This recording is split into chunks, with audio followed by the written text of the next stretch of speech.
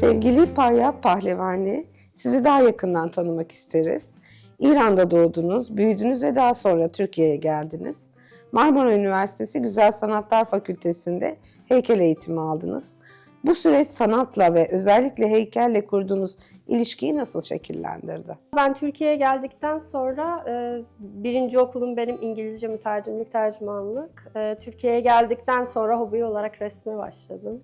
Kendimi bildim bileli zaten çok el uğraşlarıyla, üretimle çok haşır neşirim. Para kazanmak için diyeyim, tercümanlığı tercih ettim. Sonradan döndüm dolaştım sanata geri döndüm. Tekrar başlamak istedim. O yüzden hobi olarak başladığım resmin çok yüzeysel kaldığını düşünüp heykel bölümünün sınavlarına girip heykel bölümünü kazanıp orada okula girdim ve orada eğitimime devam ettim. Hangi sanatçının atölyesindeydiniz? Ben çok önceden bir vakıfa gidiyordum. Şu an adını çok hatırlamıyorum ama sonradan o vakıfta bittikten sonra Mustafa Özel'den ben 3-4 sene ciddi resim eğitimi aldım. Hatta Mustafa Hoca, buradan ona selamlar olsun, senin ressam olman gerekiyor derdi ama resmi heykel gibi yapıyorsun diyordu. O yüzden heykele kaydım birazcık. Öyle. Üniversitede, Marmara Üniversitesi'nde hangi atölyelerde bulundun? Üniversitede elimden geldiği kadar öncelikle hocaların hepsiyle çalışmayı tercih ettim. Benim birazcık böyle klasik tarafından kavramsal eğitime kayma sebeplerimden biri Çağrı Saray'dır. Çağrı Hoca benim birazcık sanata yönelimimi çok şekillendirdi diyeyim.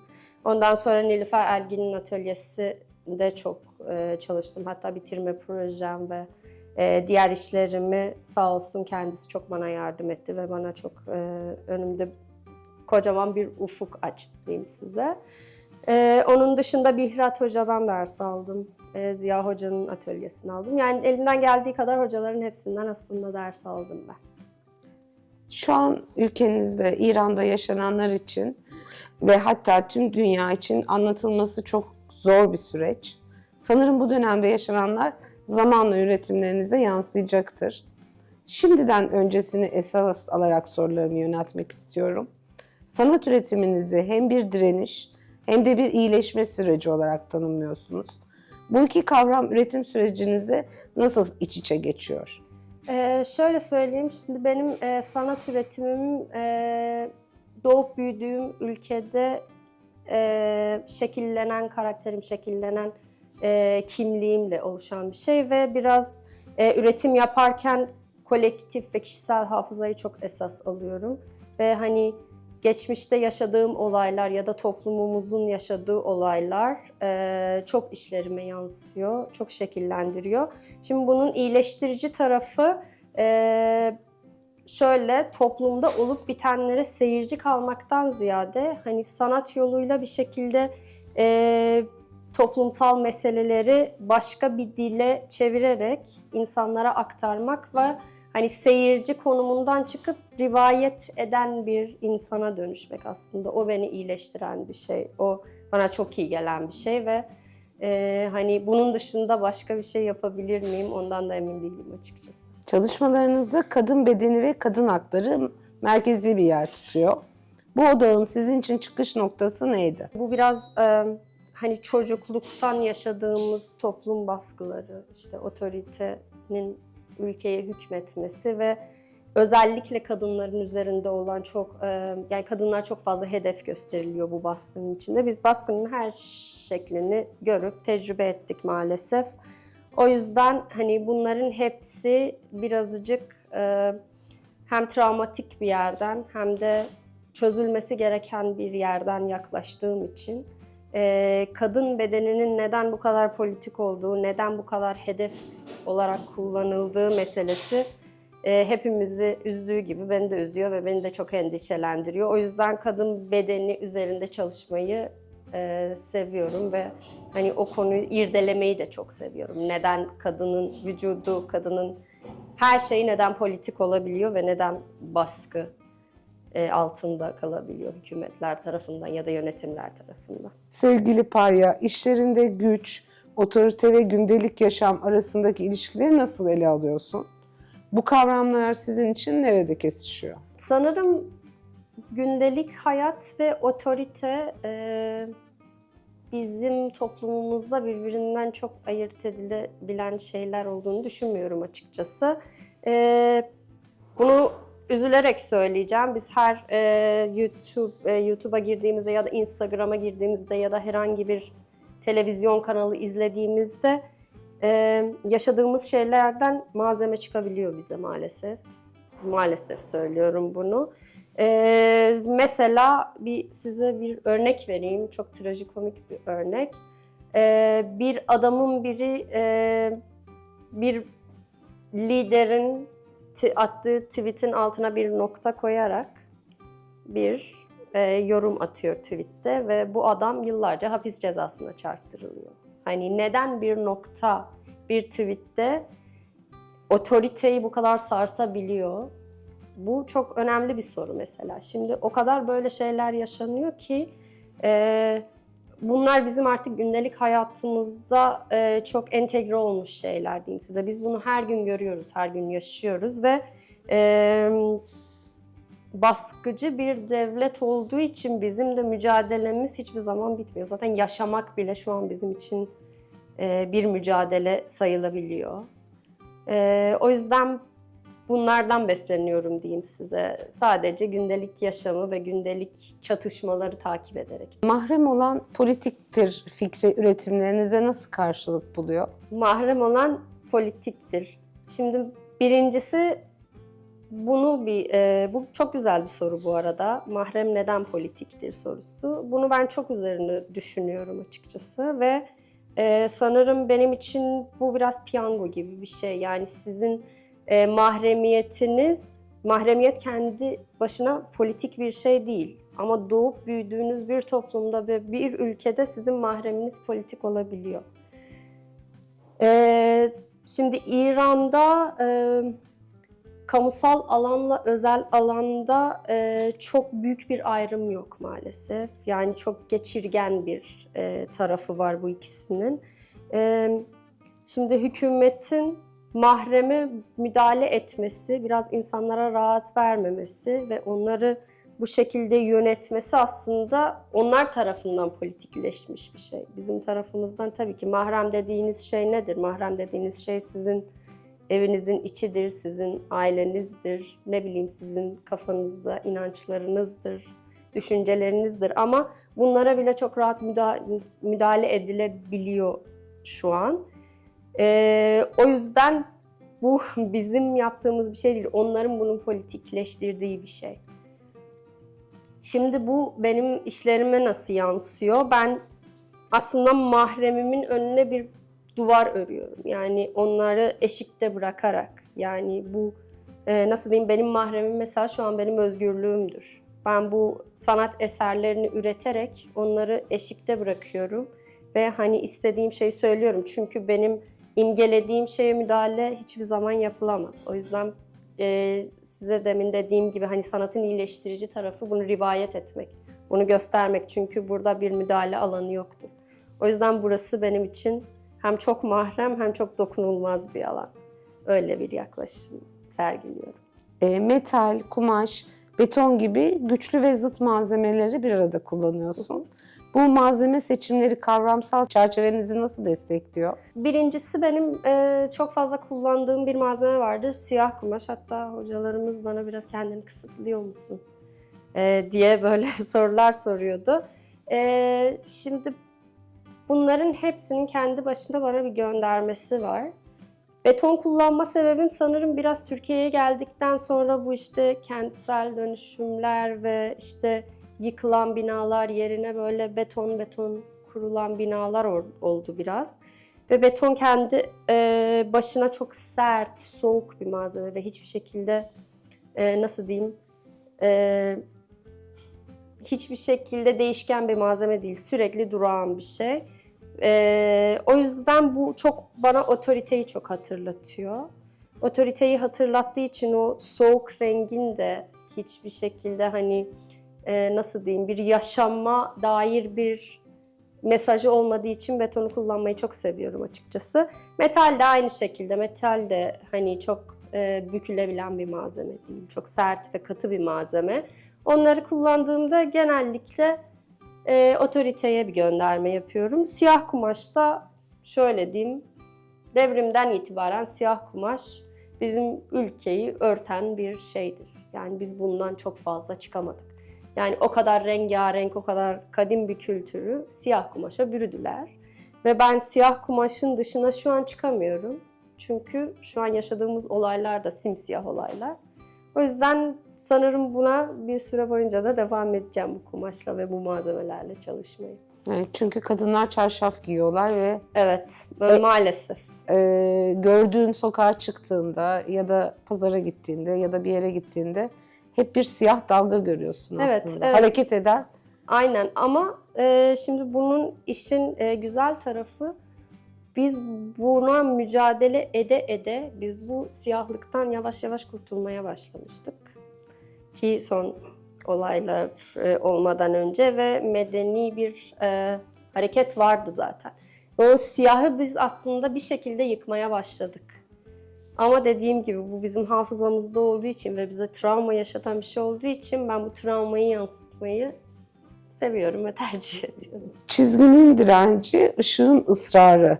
Eserinizde baskı, otorite ve direniş arasındaki gerilimi nasıl kurguladın? O iş Metrohan'da mekana özgü bir yerleştirme olarak yapıldı. Orada Metrohan'ın camları çok büyük ve cam dediğimizde ışık kaynağı demek. Şimdi oradaki camı ben tamamen siyah bir örtüyle kapattım ve bir kaideyle karşı karşıya getirdim. Kaide beton bir kaide. Aralarında bir tane yay gibi gerilen bir metal parçası var. Şimdi o yay aslında bizim toplumumuzla otoritenin arasında olan bu nasıl diyeyim gerilim ve hani mücadele diyeyim size.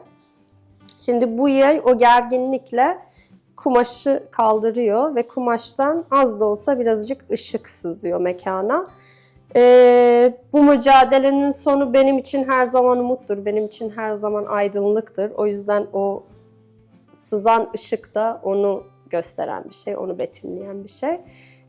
Böyle bir alt metni vardı onun da. Sabır taşı yerleştirmende sessizlik ve kolektif dayanışma nasıl bir araya geldi? Sabır Taşı projesinde benim son zamanlarda yaptığım işlerin hepsi birazcık kadın silüeti kapalı, yani çarşaf örtmüş bir kadın silüetinin soyutlamasından yola çıkıyor.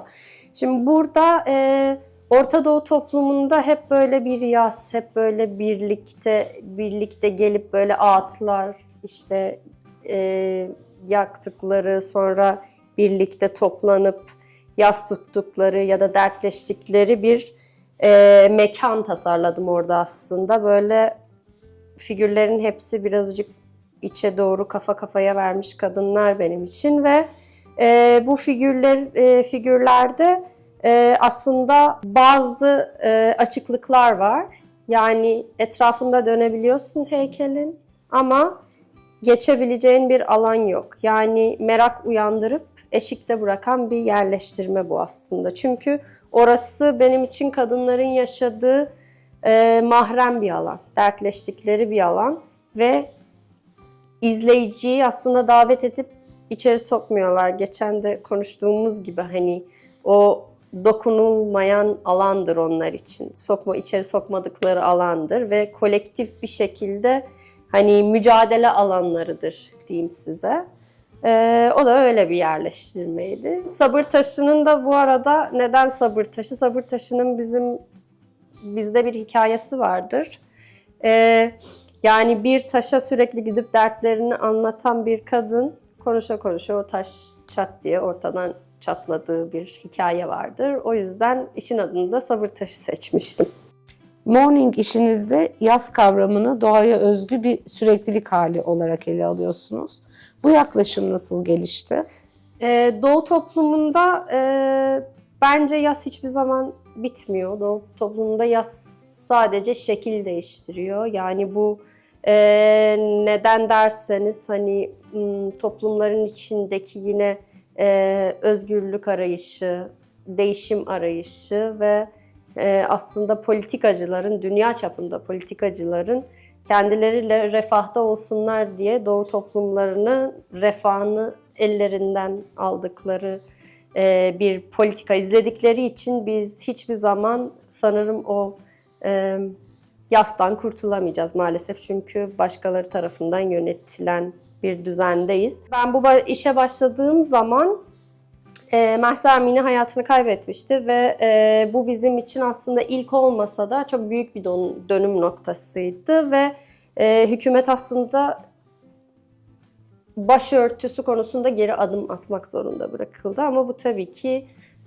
birçok insanın hayatına mal oldu maalesef. Burada bir soyut yine bir figür görüyoruz. Yine koni şeklinde kapanan bir kadın aslında. Çarşafından kurtulduğu zaman parmaklık gibi bir şey kalıyor ve bunu ben şöyle imgelemiştim. Hani bu örtüden kurtulan kadın bunu yırtarak adak adayıp asıyor ve bundan kurtulup gidiyor. Ve bunun ismini matem seçme sebebim benim bitirme projeme denk gelmesi ve ben bitirme projemi yaptığımda İran'la İsrail arasındaki gerilim. 12 gün boyunca süren biliyorsunuz. O yüzden alt metnini hani biz bu matemden hiçbir zaman kurtulamayacağız. Bu sadece Orta Doğu'da şekil değiştirecek ve biz buna izleyici kalmamamız gerekiyor. En azından bunu bir şekilde insanların bunun farkına varsınlar diye yapmamız gerekiyor ve benim için bu bir direniş biçimi açıkçası. Briz eserini de senden dinlemek isteriz Parya. Tabii Briz eseri yanlış hatırlamıyorsam 2017'de bir kadın başörtüsünü bir ağaca bağlayıp trafoya çıkıp saatlerce eylem yaptığı olaydan esinlenmiş bir şey. Ve bu çok büyük bir, hani bunun daha öncesi var tabii ki ayaklanmalarda ama bu bizim için yani feminist ayaklanmanın böyle çok başka bir boyuta geçme olayıydı. O yüzden onu okulda daha 1. ya da 2. sınıftayım sanırım bir ödev istenmişti. Hatta Çağrı Hoca'nın atölyesinde bir ödev istenmişti ve ben hani bunun sloganını ele alarak bunun sloganı da yani çok slogan değil de temenni diyeyim buna. Hani bizim bir hayalimiz var ve bu hayal hani bir gün rüzgar kadınlarımızın saçında esecek hayali diye bir cümleydi. Ve bu eserde hani 3 parça görüyoruz. Yine bir kaide var, bir yükseltiye çıkmak. Sonra o dalı görüyoruz ve dalın ucunda beyaz bir şal, tamamen barışçıl bir protesto aslında ama yani her şeyi yerinden oynatan bir ayaklanma ve protesto oldu. O yüzden hala geçerliliği var ama geri dönüp ona baktığımda ve şu an kat ettiğimiz yolu gördüğümüzde yani benim için çok anlam taşıyan, çok basit, minimal bir eser ama çok büyük bir anlam taşıyan bir eser. Gelecek projelerinde hangi meseleleri derinleştirmeyi planlıyorsun? Gelecek projelerimde şu an İran'daki olayların aslında acı kısmını ele alıp biraz şu an sanırım benim mesele ettiğim şey yok ediliş. Yani bu sizin kimliğinizin yok olması ya da sizin fiziki yaşamınızın yok olması ve hani bir yok oluşa doğru giden bir politika izleniyor ve ben hani bunun nedenlerini araştırıp ve bunun hani hayata karşı başlatılan şeylerle ilgili biraz hani düşünüp eserler üretmeyi düşünüyorum ve biraz da çok fazla biraz politik olacak. Çok fazla bunun derinine girmek istemiyorum ama bir kadının öldükten sonra bile vücudunun hani cesedinin politik olması birazcık benim endişelendiren ve soru sorduran kısmı. Birazcık o konuda yoğunlaşacağım. Hatta bu Minap okulunun kız çocuklarını biliyorsunuz kaybettik. 160 küsür kız öğrenciydi günahsız bir şekilde ve sanırım ilk eserim zaten o olacak. Ondan sonra da bu yok oluşla ilgili bir seri üretmeyi düşünüyorum.